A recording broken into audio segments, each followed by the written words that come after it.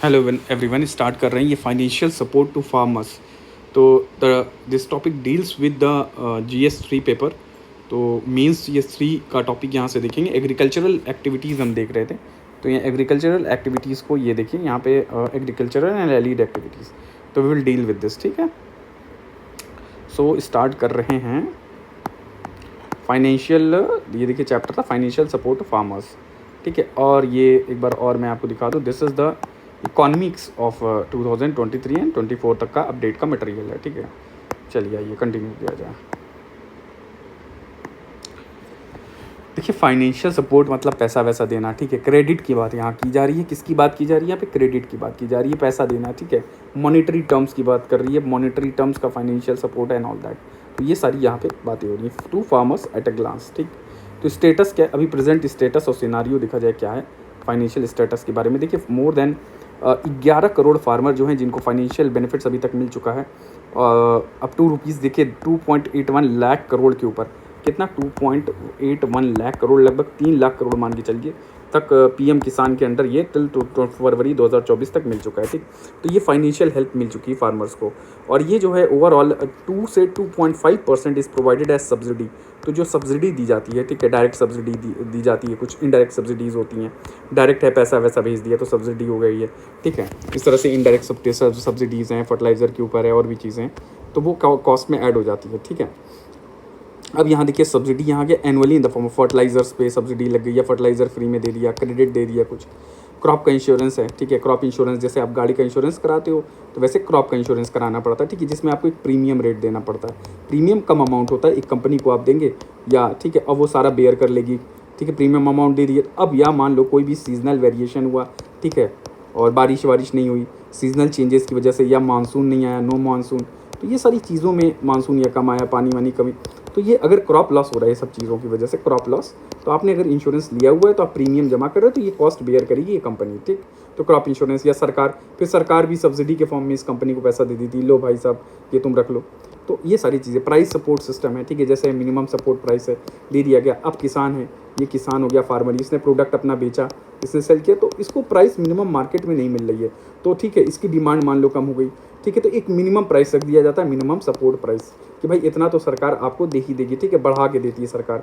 जब सरकार प्रोक्योर करती है, प्रोक्योर करेगी, कुछ भी ग्रेन हो गया, कोई भी ग्रेन हो गया, चावल गेहूँ कुछ भी, वीट बार्ली तेल कुछ भी, तो उसका एक मिनिमम सपोर्ट प्राइस, जैसे राइस के लिए, चावल के लिए आजकल बहुत ज़्यादा MSP बढ़ा के दिया जाता है। तो ये सारी चीज़ें हैं, ठीक है, एग्रीकल्चरल से रिलेटेड, ठीक है। तो अलग अलग तरह के मॉनेटरी और नॉन मॉनेटरी फॉर्म में सब्सिडी दी जाती है। तो ये सब जो टोटल अगर हमारी GDP देखा जाए तो उस GDP का ये 2.5% है, 2 to 2.5%। Let me check the, मेरा स्पीकर ऑन है कि नहीं, कई बार बंद रहता है, लेट्स माइक्रोफोन इज़ ऑन। तो ये सारी चीज़ें हैं, तो सारी सब्सिडीज़ हमने देख ली, ठीक है। तो डायरेक्ट जैसे MSP का हमने यहाँ डिस्कशन किया था, it is may be indirect subsidy. Direct subsidy में क्या आ जाएगा, डायरेक्ट में आपने डायरेक्ट कैश ट्रांसफ़र कर दिया, जैसे यहाँ पे किसान वाली क्या हो गई, डायरेक्ट सब्सिडी हो गई। अब इलेक्ट्रिसिटी में आप दे रहे हो तो ये इनडायरेक्ट सब्सिडी हो गई, इनडायरेक्ट सब्सिडी, ठीक है, इलेक्ट्रिसिटी वाले में, ठीक है। क्रॉप इंश्योरेंस वाले में सब जो लोन वेवर जो होता है एक तरह से, तो लोन वेवर जो हो गया मे बी ये डायरेक्ट सब्सिडी। तो इन सारी चीज़ों को जो है ये सारी चीज़ें सब्सिडी में आ जाती हैं। तो इतनी सारी सब्सिडीज़ हैं इंस्ट्रूमेंट्स खरीदने के लिए, फर्टिलाइज़र के लिए, तो 2 to 2.5% ये आप याद रखिएगा। अगला है देखिए 1.5% जो एग्रीगेट फार्म इनकम है, ये सब्सिडीज़ के फॉर्म में। तो 1/5 जो भी फार्म इनकम आई, तो जो भी इनकम माने अगर ये किसान है, किसान की कोई भी आय आई है, तो इसमें से 1/5 तो सब्सिडी के फॉर्म में है। तो ये पैसा फाइनेंशियल बेनिफिट्स जो लेता है, जो क्रेडिट लेता है farmer, 1/5 is the form of subsidy. 50% जो एग्रीकल्चरल हाउस होल्ड्स हैं, they are under some kind of debt. तो ये देखिए under some kind of debt, तो कोई ना कोई डेट है। तो 50% से ज़्यादा जो एग्रीकल्चरल हाउस होल्ड हैं, 50% से ज़्यादा वो डेट में है, तो ये अच्छी खबर नहीं है, ठीक। बट यहाँ एक बात आ जाती है कि 60% जो लोन लिया गया है वो इंस्टीट्यूशनल सोर्स है। तो ये थोड़ा सा आप प्लस ले सकते हो इसको, क्योंकि इंस्टीट्यूशनल सोर्स है। अब नॉन इंस्टीट्यूशनल सोर्स से अगर आप ले रहे होते, ठीक है, इनफॉर्मल लेंडिंग हो जाती, तो ये लेंडिंग तो फॉर्मल है, बट इट में लीड टू, अगर मान लो इनफॉर्मल लेंडिंग हो जाती है तो ठीक है, बहुत ज़्यादा बर्डन हो जाता है किसानों के ऊपर, ठीक है, नॉट फॉर्मलाइज। तो फॉर्मल लेंडिंग में है कि लेंडिंग में गवर्नमेंट माफ़ कर देगा, थोड़ा रेगुलेट हो सकता है, बैंक्स दे रहे हैं, ठीक है, ऑल दैट। तो इनफॉर्मल लेंडिंग में तो बहुत ज़्यादा एक्सप्लॉयटेशन का chances, exploitation of farmer increase हो जाता है। क्या हो जाता है, एक्सप्लॉयटेशन ऑफ फार्मर इंक्रीज़ हो जाता है, बस, ठीक है। आइए आगे देखा जाए की ऑब्जेक्टिव्स क्या हैं। देखिए फाइनेंशियल सपोर्ट वाले में देखिए इनकम सपोर्ट दे दिया जाए, ठीक है। फार्मर्स की फैमिली को थोड़ा सा साइज़ रीसाइज़ कर लूँ,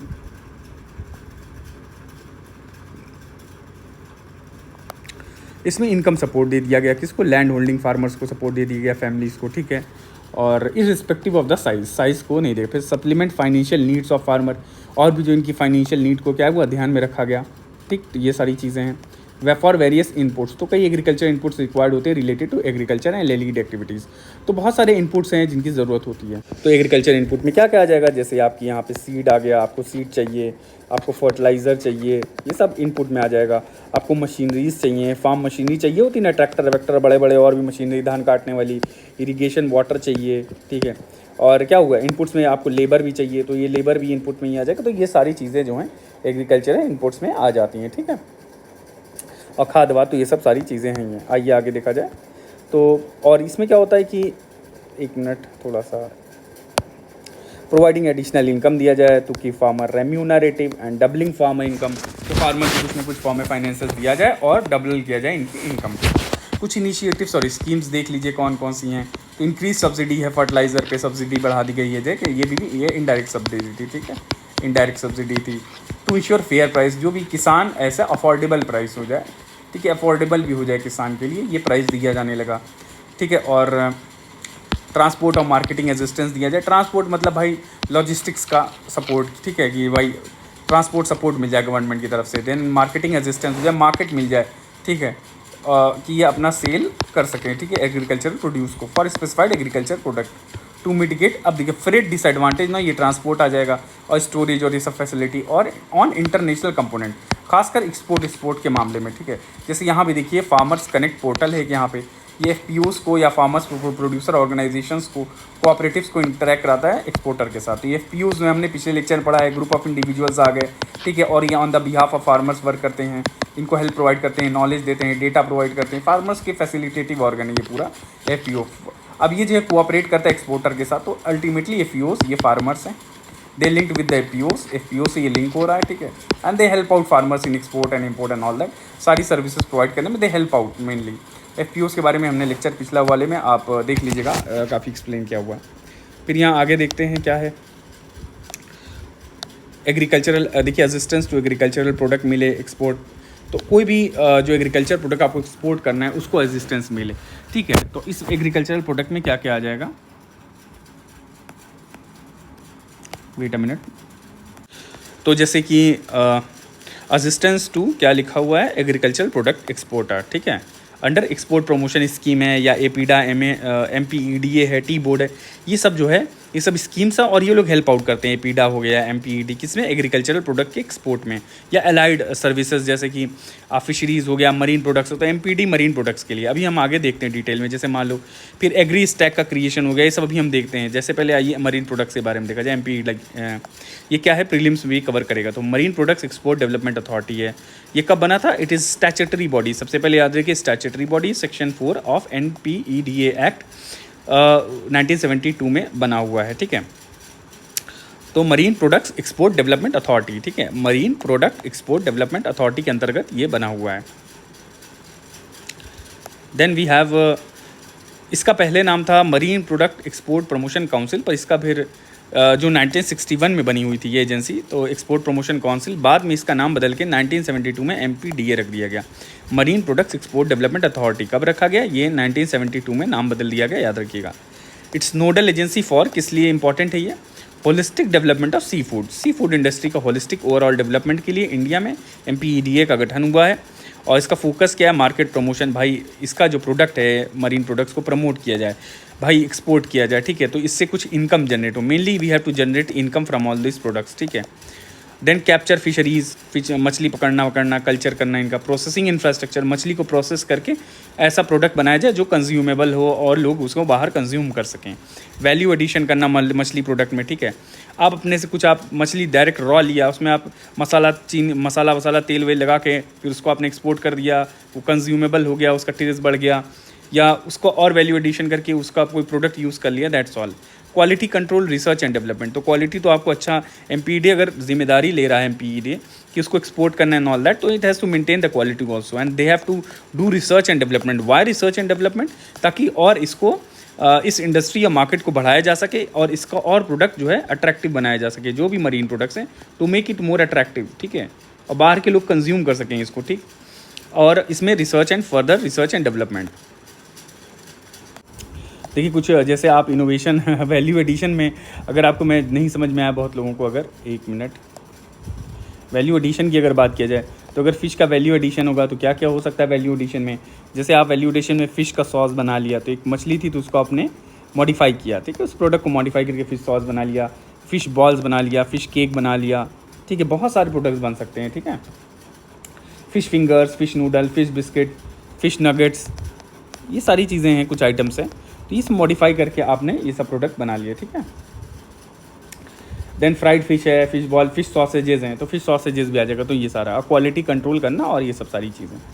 फिर देखिए इनका एक और काम होता है, क्या नाम है इनका, MPEDA का, कि फंक्शंस एंड पावर्स की बात किया जाए तो जो इनका और फर्दर फंक्शन और पावर है कि ये रेगुलेट करता है एक्सपोर्ट ऑफ मरीन प्रोडक्ट। तो मरीन प्रोडक्ट का जो एक्सपोर्ट है, ठीक है, बाहर भेजना कंट्री से, उसको रेगुलेट करना है।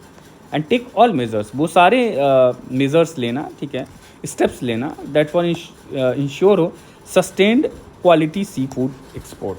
तो यहाँ पे एक देखिए एक बहुत ही इंपॉर्टेंट लाइन लिखी हुई है, वो लाइन ये है, यहाँ लिखा हुआ सस्टेन, एक तो सस्टेनेबल डेवलपमेंट से रिलेटेड, बहुत ज़्यादा एक्सप्लॉइट नहीं करना है मरीन रिसोर्स को, तो एक सस्टेन्ड हो, चलता रहे, इंश्योरिंग सस्टेन्ड एंड क्वालिटी हो, और सी फूड का एक्सपोर्ट हो फ्रॉम द कंट्री, ठीक है, जिससे इनकम आ सके। लेट मी रब इट, तो क्लियर हो जाएगा इसे। देन और इसका क्या काम है, to prescribe for itself any matter which the future might require for protecting and amend और augmenting the seafood export from the country, और इंस्पेक्शन करना मरीन प्रोडक्ट का, उनके रॉ मटेरियल्स का स्टैंडर्ड फिक्स करना, स्पेसिफिकेशंस एंड ऑल दैट, तो standard हो, specification हो, ट्रेनिंग भी दिया जाए, as well as take necessary step for marketing. तो सी फूड को मार्केट करना बाहर, ठीक है, इसका रीच बढ़ाना, वो MPEDA का काम होता है, जो बना कब है 1972 में, पहले इसका नाम 1961 में कुछ और था, ठीक है, ये MPEPC था, अब MPEDA, तो ये DA आ गया है PC की वजह, ठीक है, प्रमोशन काउंसिल था, अब डेवलपमेंट अथॉरिटी आ गया, ठीक। तो यहाँ यही बात की गई है APDA MPDA के through. Then we have APEDA, let us do MPEDA।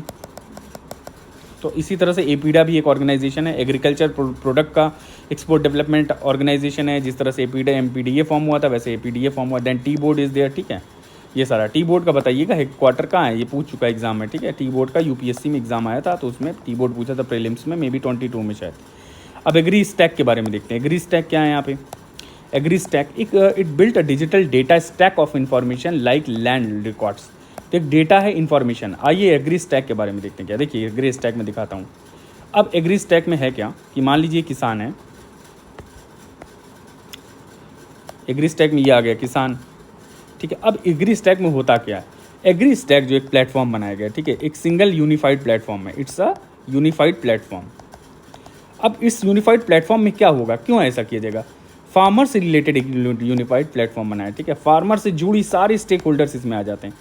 अब इस प्लेटफॉर्म में होता क्या है, अगर ये एक प्लेटफॉर्म बना दिया गया है, अब इस प्लेटफॉर्म में डेटा स्टोर किया जाता है। सबसे बड़ी बात डेटा क्या है, डेटा इस डेटा में। अब सबसे बड़ा डेटा क्या आ गया, किसान आइडेंटिफाई करना, किसान को कौन किसान है। सबसे बड़ी बात कि किसान को आइडेंटिफाई, किसान अभी पंजीकरण करेगा और इसमें एग्रीकल्चर फार्मर्स आईडी बनाई गई। जैसे आधार होता है फार्मर्स आईडी, जैसे आधार आईडी है वैसे एग्रीकल्चरल आईडी जो बन गई वो फार्मर की आईडी। इसमें डेटा डाल दिया जाएगा किसान से रिलेटेड, ठीक, उसकी ज़मीन से रिलेटेड, कहाँ पे इसका लैंड है, ठीक है। और इसको सेटेलाइट से देखा भी जाएगा कि यहाँ इसको जियो टैग कर दिया जाएगा, सेटेलाइट से देखा भी जाएगा।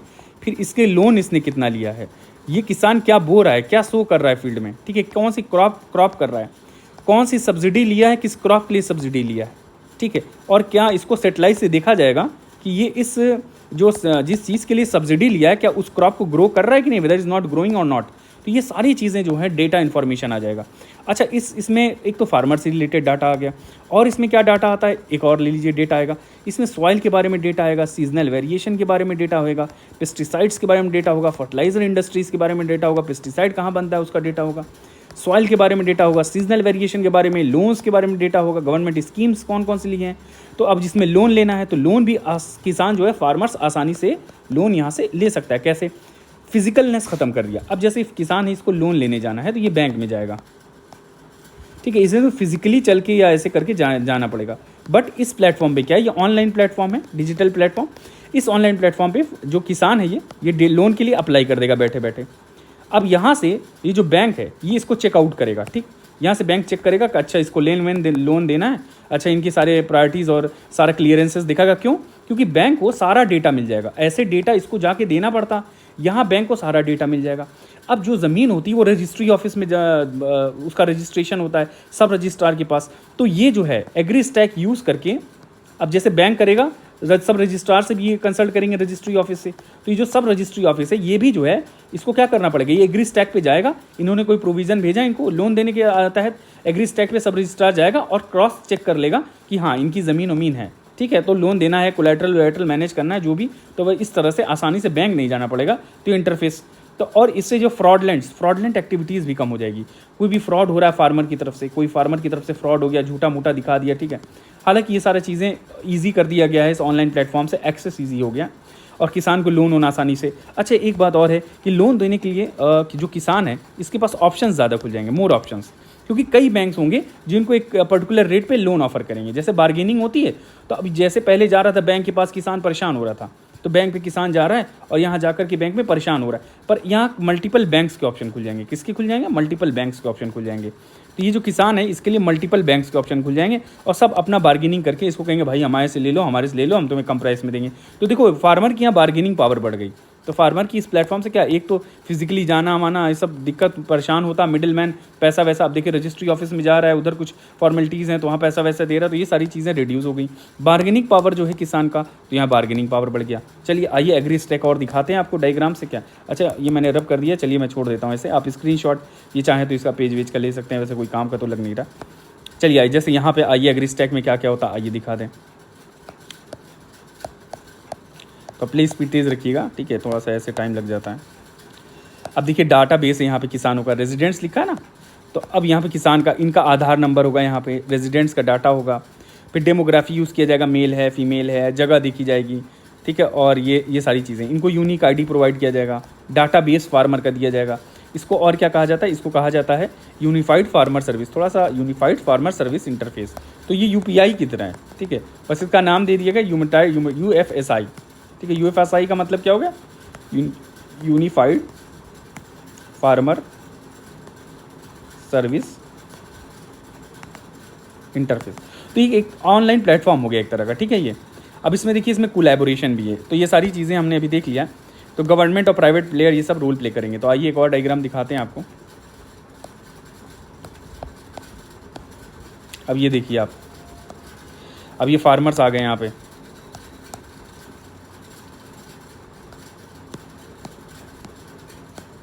ये देखिए ये देखिए गवर्नमेंट ऑर्गेनाइजेशन, ये देखिए फार्मर है, तो इसको मशीनरी मिल रही, स्टोरेज कहाँ करना है, इंटरमीडिएट्स हैं, लॉजिस्टिक सपोर्ट, इंश्योरेंस, क्रेडिट, सारी जानकारी डेटा इससे इनको, एक तो फार्मर का डेटा अवेलेबल होगा, प्लस ये सब इनपुट्स का डेटा, एक्सटेंशंस का डेटा, ये सारे डेटा अवेलेबल हो जाएंगे।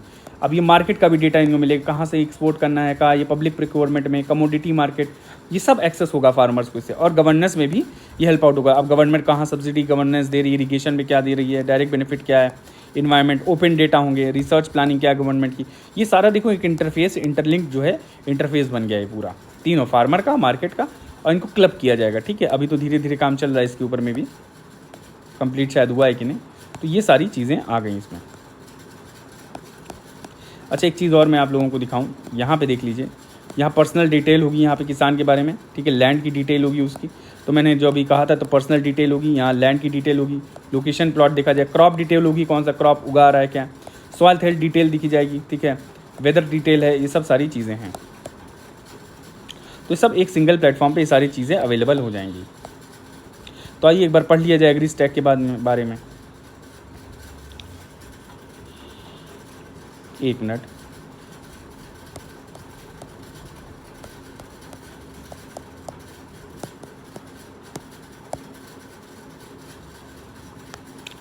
थोड़ा सा प्ले स्पीड वो कर लीजिएगा, तेज़ कर लीजिएगा, इसको मैं थोड़ा शॉर्ट कर दूं, ऐसे पढ़ने में दिक्कत आएगी।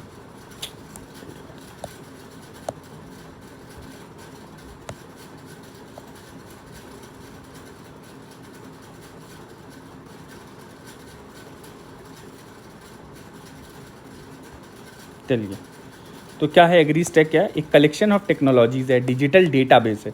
तो मेनली क्या हो गया? डिजिटल डेटाबेस है that focus on farmers and agriculture sector. तो सारा डेटा, तो मेनली डेटा का खेल है, डेटा प्रोवाइड किया जाएगा और डेटा के हिसाब से डिसीजन लिया जाएगा। क्या लिया जाएगा? डिसीजन लिया जाएगा। और डेटा में देखा जाएगा किस क्रॉप की ज़्यादा डिमांड है, कौन सा क्रॉप ज़्यादा किसान बो रहा है, क्या सही में बो रहा है कि नहीं बो रहा है। तो उस पर क्या हुआ? सब्सिडीज़ दी जाएंगी, गवर्नमेंट भी डिसाइड करेगी हाँ भाई ये क्रॉप की ज़्यादा डिमांड बढ़ रही है, या गवर्नमेंट अपना इंटरवेंशन करके कोई क्रॉप को प्रमोट भी कर सकती है या सब्सिडी देगी। तो ये सारा जो डिसीजन मेकिंग का खेल है, सारा देख करके गवर्नेंस सिस्टम रन किया जाएगा, एग्रीकल्चरल गवर्नेंस। ठीक है, तो यहाँ एग्रीकल्चरल से रिलेटेड गवर्नेंस देखा जाएगा यहाँ पे, ताकि डिलीवरी जो एक्सेस है पब्लिक को, ठीक है, डिलीवरी प्रोवाइड किया जा सकते, एक प्रॉपर सर्विस डिलीवरी जो इससे इनकम बूस्ट करे। ठीक है, इनको इक्विटेबल जस्टिस प्रोवाइड करे। ठीक, तो ये एग्रीकल्चरल सेक्टर वाला हो गया। देन एग्री स्टैक क्रिएट करेगा यूनिफाइड प्लेटफॉर्म। तो मैंने बता दिया कॉमन प्लेटफॉर्म है फार्मर्स के लिए to provide them end to end service provide करेगा एग्रीकल्चर वैल्यू चेन में, फूड वैल्यू चेन में। Then it is in line with digital India programme से रिलेटेड है। ठीक है, और ये national land record modernisation programme में भी रिलेटेड है। तो नेशनल लैंड रिकॉर्ड, तो लैंड रिकॉर्ड का मॉडर्नाइजेशन जो चल रहा है आजकल का, जियो टैगिंग किया जा रहा है, सेटेलाइट से देखा जा रहा है, ठीक है, इसकी रजिस्ट्री की जा रही प्रॉपर। ठीक है, किसके नाम से है, क्या है, तो वो सारी चीज़ें जो है सेटेलाइट की इमेजेस के थ्रू, तो लैंड रिकॉर्ड को स्टोर किया जा रहा है digitally. That's all national land record modernisation. तो ये अलग एक टॉपिक है, इसको देखा जाएगा। तो अंडर दिस प्रोग्राम हर एक फार्मर जो है इनकी यूनिक डिजिटल आइडेंटिफिकेशन, एक फार्मर आईडी प्रोवाइड कर दी जाएगी इसमें। ठीक, जिसमें इसकी पर्सनल डिटेल होगी, इन्फॉर्मेशन होगा, कौन से लैंड पे है, क्या, ये सारी चीज़ें देखो एक आधार की तरह है। ठीक है, each ID will be link to the individual digital ID, Aadhaar से भी लिंक किया जाएगा, but this ID is itself a agricultural ID of farmer. अच्छा, एक चीज़ देखने वाली कि प्रेजेंट में मेजॉरिटी जो फार्मर्स हैं across India they're small and marginal. तो ज़्यादातर जो फार्मर है वो स्मॉल हैं, मार्जिनल है, and they have limited access to advance technologies, या फॉर्मल क्रेडिट नहीं मिल रहा है। तो ये सब जो इम्प्रूव आउटपुट करने के लिए, तो ये सारा जो एग्रीकल्चरल क्रेडिट और टेक्नोलॉजी, ये सबका एक्सेस इस प्लेटफॉर्म पे जानकारी और एक्सेस मिल जाएगा। Then among the new propose digital farming technology and service under the program include sensors, monitor cattle, drones होंगे to analyse the soil and all side. हमने कहा ड्रोन यूज़ किया जाएगा, सेटेलाइट इमेजेस यूज़ की जाएंगी, ये सब सारी चीज़ें हैं। ठीक है, अब ये देखो पोटेंशियल बेनिफिट्स हैं, बहुत ज़्यादा डिटेलिंग है। ठीक है, इतना तो हम नहीं जाएंगे, एक नेक्स्ट लेक्चर अलग से एक लिया जाएगा, उसमें कर लिया जाएगा। ठीक है, ये थोड़ा लंबा लेक्चर हो जाएगा। चलिए आइए, मेनली इतना ही था। तो ये आपने डिजिटल स्टैक देख लिया, मेनली डेटा कलेक्ट करता है डिजिटल स्टैक, और फार्मर्स को हेल्प करेगा और गवर्नमेंट को भी हेल्प करेगा, वो डेटा यूटिलाइज करके प्रॉब्लम्स ऑफ फार्मर्स को मैनेज करे, कैसे उसको ख़त्म करे, या कौन सी सर्विस क्या है, कैसे देना है, कौन सा क्रॉप ग्रो करना है, कौन सी सब्सिडी देना है, और फार्मर्स के बेसिस में फ्रॉड तो नहीं हो रहा है, सारी चीज़ों को रोकेगा एक डेटा। ठीक, और डेटा को गवर्नमेंट बेटर वे में यूटिलाइज़ कर सकता है। ठीक है, लेट अस सी कितना टाइम हुआ है, बस लिमिट कम ही है। अदर स्कीम देख लिया जाए, किसान क्रेडिट कार्ड स्कीम है, पीएम किसान है, फसल बीमा योजना है। So much schemes is there. तो किसान तो वाली पूरे डायरेक्ट ही क्रेडिट दे रहा है, तो डायरेक्ट सब्सिडी हो जाती है। इंटरेस्ट सबवेंशन स्कीम है, मानधन योजना है। ठीक है, देन पीएम आशा है, किसान सुविधा ऐप है। ठीक है, अच्छा यहाँ पे देख रहे हैं इंटरेस्ट सबवेंशन है। तो यहाँ इंटरेस्ट सबवेंशन में क्या है कि अगर किसान है कोई, अब इसने फार्मर ने लोन ले लिया। ठीक है, अब इसने लोन लिया मान लो 9% इंटरेस्ट रेट पे। ठीक है, कोई बैंक दे रहा, तो गवर्नमेंट क्या करेगा, गवर्नमेंट करेगा इंटरेस्ट सबवेंशन। क्या इंटरेस्ट सबवेंशन का माने क्या है? सबवेंशन कम कर देगा, मतलब 2% का इंटरेस्ट सबवेंशन दिया तो नेट जो किसान को परसेंटेज लगा वो 7% का लग गया। ठीक है, 9% माइनस 2%, ये गवर्नमेंट दे दिया इंटरेस्ट सबवेंशन, गवर्नमेंट की तरफ से 9% बैंक वो लगा रहा था, तो 7%, तो नेट जो लोन हो गया वो 7% के रेट पे हो गया। तो that's interest subvention. Then Kisan Maandhan Yojana is there, PM AASHA is there. ठीक है, आय संरक्षण अभियान एंड ऑल दैट। देन किसान सुविधा है। तो ये सारा आप स्कीम से एक बार पढ़ लेना, तो ये इसीलिए होता है। ठीक है, आइए इस अगला देखते हैं क्या है। देखिए यहाँ पे एक डायग्राम और मैं अगर आपको दिखाऊँ, एग्री स्टैक से रिलेटेड अगर मुझे मिल जाता है तो दिखा देते हैं इसी में। ये देखिए एक रिपॉजिटरी क्रिएट की गई है यहाँ पे।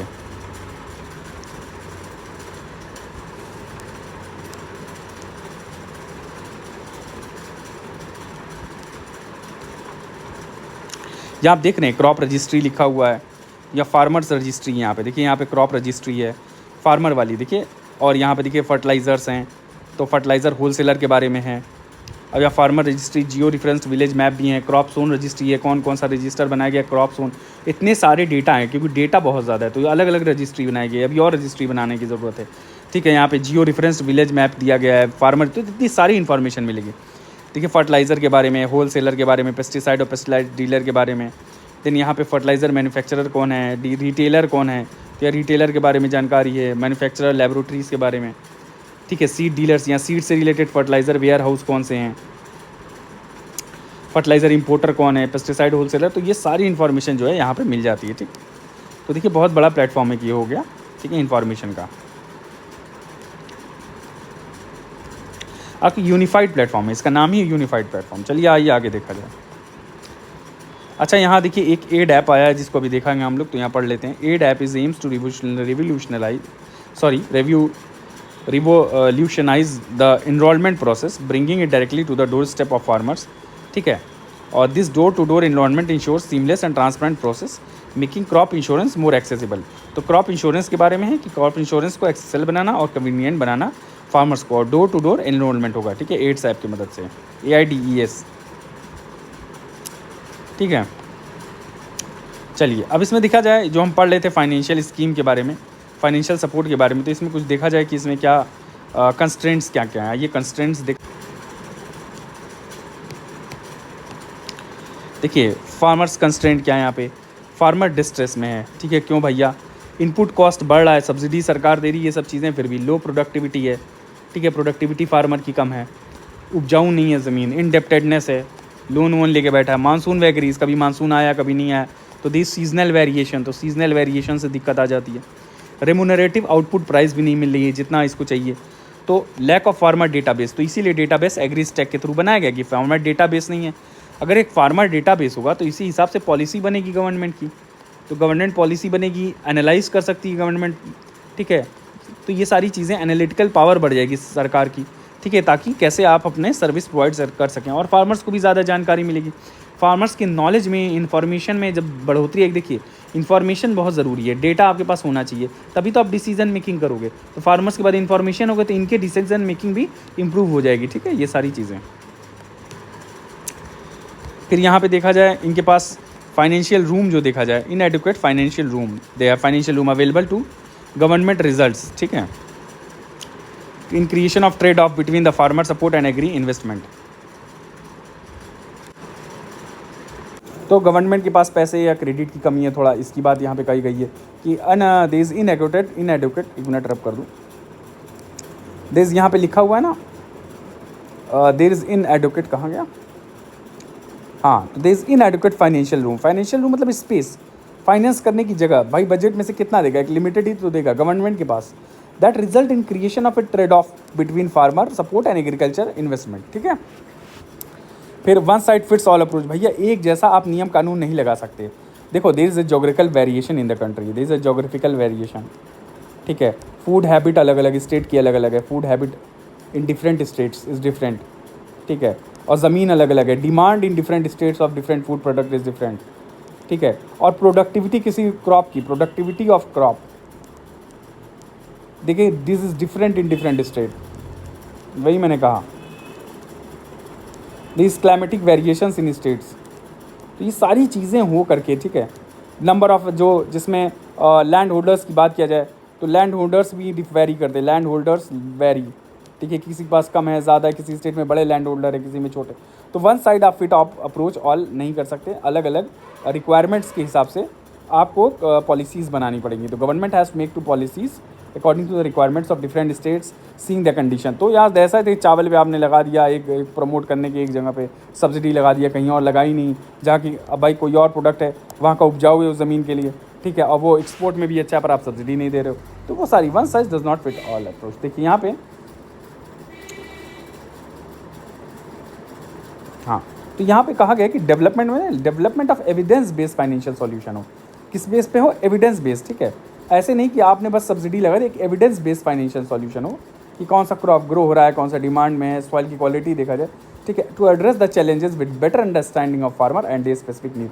तो अंडरस्टैंडिंग देखा जाए किसकी, फार्मर की और उनकी नीड की। देखिए बहुत इंपॉर्टेंट लाइन है, ये मैंने निकाल के रखा अलग से, तो ये वाला आप पॉइंट डाल सकते हो कहीं भी एग्जाम में, ठीक है। तो अब यहाँ पे है एक साइज अप्रोच नहीं है। दूसरा क्या है यहाँ पे कि lack of farmers awareness, aware नहीं है farmer regarding various schemes and programmes, तो वो एग्री स्टैक के जरिए भी ये सब चीज़ें पता चल सकती हैं। Then there is dependence on non institutional source, तो हमने देखा ना non institutional source of credit, ऊपर हमने देखा था कि अब तो इंस्टीट्यूशनल हो गया 60 या 50% से ज़्यादा, but there is more still reliance on non institutional. कौन? मनी लेंडर हो गए, ट्रेडर हो गए, कमीशन एजेंट हो गए, रिलेटिव्स, लैंडलॉर्ड, ये सब जो है एक्सप्लॉइट करते हैं किसान को। आइए वे फॉरवर्ड देख करके ख़त्म कर दिया जाए ये वाला टॉपिक। वे फॉरवर्ड में क्या है भाई, आप डिजिटल इंफ्रास्ट्रक्चर बनाओ, जैसे एग्री स्टैक हो गया, देन इंस्टीट्यूशनल सपोर्ट दे दिया जाए, gradually transitioning all subsidies to the process of DBT, direct benefit transfer हो। पर एक बार होता है ना डीबीटी का, जैसे पैसा मिला 2,000 रुपया, तो इसको लोग डाइवर्ट कर लेते हैं मनी को किसी और यूज़ के लिए, तो ये चीज़ गलत है। तो डाइवर्ट ना करो, आप जिस पर्पज़ के एग्रीकल्चरल पर्पज़ के लिए मिला है वो यूज़ करो। इंप्रूव इरिगेशन फैसिलिटी प्रोवाइड कर दी जाए। वेयर हाउसिंग, कोल्ड स्टोरेज, ये हमने पिछले लेक्चर में देखा, इसको इंप्रूव करो, ठीक है, कोल्ड स्टोरेज पे। अब तो ये है कि आप पर्ची आपको वेयर हाउस में जमा करिए, उस पर्ची की बेसिस पे भी लोन मिल सकता है, क्योंकि आपने अनाज जमा किया है, तो अनाज can be use as a collateral जो आपने जमा किया है। तो ये सारी चीज़ें हो गई हैं। इंप्रूव इरिगेशन फैसिलिटी, डबल करो फार्मर्स इनकम। फिर देश support agriculture research and development, ताकि क्रॉप प्रोडक्शन बढ़े, आय बढ़े, इनकम बढ़े किसानों की और हमारा देश बढ़े। Adopt bottom up strategy, region specific scheme. तो सबसे बड़ी बात यहाँ पे मैंने कहा ना, हर जगह वेरिएशन है, this geographical variation, climatic variation, cultural variation, उस हिसाब से रीजन स्पेसिफिक स्कीम बनाया जाए। Then increase awareness among the farmers and various scheme. भैया स्कीम के बारे में मैं खुद थोड़ा बहुत पढ़ा लिखा आदमी हूँ, ज़्यादा नहीं, पर मुझे भी स्कीम्स के बारे में नहीं पता होता है। तो भाई आम आदमी, मैं digitally I am not very strong may be, अब आप और नहीं तो मुझे भी स्कीम्स के बारे में सारा नहीं पता है। तो ऐसा एक वे निकाला जाए, ये पीआईबी का काम है कि ऐसा तरीका निकाले कि भाई लोगों को स्कीम्स पहुँचे, एटलीस्ट इन्फॉर्मेशन प्रॉपर पहुँचे। ये बहुत बड़ी चीज़ है, अगर इन्फॉर्मेशन होगी तभी आप फैसला ले सकोगे। पता ही नहीं लोगों को स्कीम्स के बारे में, मुझे भाई आप पढ़े लिखे आदमी से ही पूछो तो नहीं बता पाएगा। प्रमोट हेल्दी क्रेडिट कल्चर, तो क्रेडिट कल्चर हो, पैसा वैसा मिल जाए भाई साहब, हेल्दी हो, ऐसा नहीं कि आप डेब्ट बर्डन में आ गए, आपने पैसा ले लिया, अब आप वहाँ परेशान हो, कुछ आउटपुट भी नहीं निकला और आप उसमें आ गए, क्या कहते हैं, कर्ज में आ गए। नहीं, एग्रीकल्चर डिस्टॉर्शन इन एग्रीकल्चर, तो एग्रीकल्चर डिस्टॉर्शन को प्रमोट उसको एड्रेस कर दिया जाए, ठीक है। कहीं किसी पे सब्सिडी ज़्यादा मिल रही, डिस्टॉर्शन मतलब क्या हो गया, आपने राइस पे ज़्यादा सब्सिडी दे दी, किसी और प्रोडक्ट पे कम दे दी, तो भैया वो किसान जो है सिर्फ राइस ही बोएगा, तो जिस जगह राइस ज़्यादा बोया जा रहा है वहाँ किसान खुश होंगे, बाकी जगह के। तो ये सारी चीज़ें हैं सब। आइए अगला, अगर मैं कुछ गलत हूँ तो प्लीज़ मुझे करेक्ट कर दिएगा, ठीक है। देन अदर एफर्ट्स होंगे, जैसे फार्मर डिस्ट्रेस इंडेक्स निकाला जाए as early warning system to identify stress. तो एक और निकाला जाए फार्मर डिस्ट्रेस इंडेक्स, ठीक है, जिसे आइडेंटिफाई किया जाए कि कितने फार्मर डिस्ट्रेस में क्या है, और एक अर्ली वार्निंग सिस्टम हो स्ट्रेस आइडेंटिफाई करने में कि किस वजह से स्ट्रेस आ रहा है, the reason of the stress, ठीक है, number of stress farmer and all that, ये सारा डेटा कलेक्ट करके। तो अब देखिए ये प्रधानमंत्री फसल बीमा योजना, हम नेक्स्ट लेक्चर्स करेंगे, इंपॉर्टेंट लेक्चर था, हम इसको ख़त्म करते हैं, ठीक है।